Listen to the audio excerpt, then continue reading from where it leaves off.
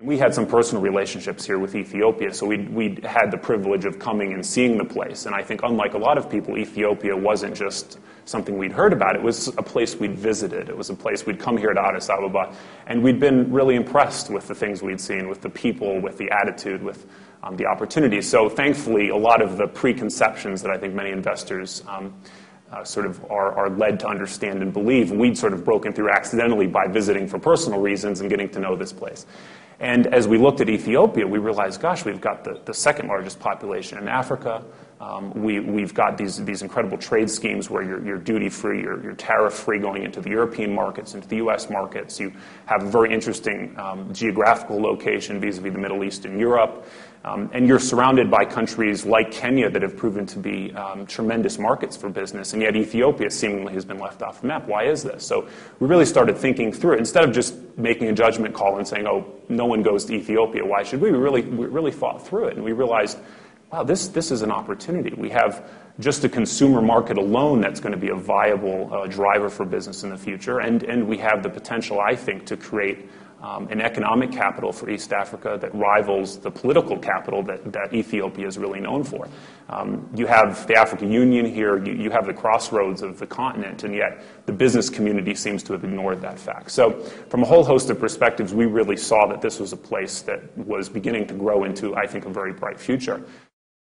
I think one of the sort of significant advantages Ethiopia has vis-a-vis some of the other developing markets in Africa is you still have a lot of what I'd say is virgin territory. You have a lot of unexplored opportunities, or ones that are still in early stages. And from an investor's perspective, you can really get in early and I think gain significant upside, where in other markets, to do the same thing in the same sector, you're going to be competing against huge incumbents. You're going to have tons of other investors competing for those deals. The companies you're investing in are probably already going to be competing against significant, sometimes even multinationals in that same space. If you look at Ethiopia, the natural advantages, I think the climate's huge. You have incredible potential for fruits and vegetables, for flowers, for almost anything you can grow in Ethiopia. And I think this is only in the past few years being done in a commercial manner, and I think it's a huge opportunity that will continue to grow. I think the other thing Ethiopia has going for it, frankly, is the mineral resources. You have a country that, unlike most every other one in Africa, has never been fully explored.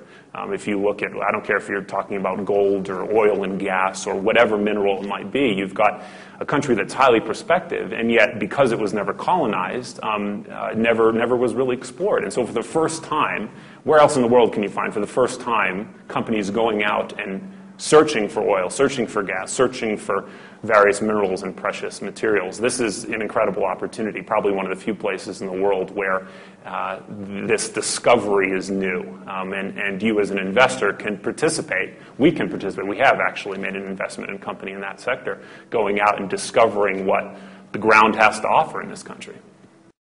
I think Ethiopia is on the verge of really becoming a place that people associate with growth and opportunity, associate with real business development, with private sector. I think there's a lot of good movement in that area. I think when you say really what is that one thing that's going to stand out, it's hard to define. There's a great thing about Ethiopia. There's so much going on, and there's so many new opportunities emerging, new sectors being sort of built and promoted. I think there's a whole lot of things that may end up standing out. But in my opinion, there's really sort of this interesting kind of dual track development that's taking place that I think Ethiopia will become known for in both cases.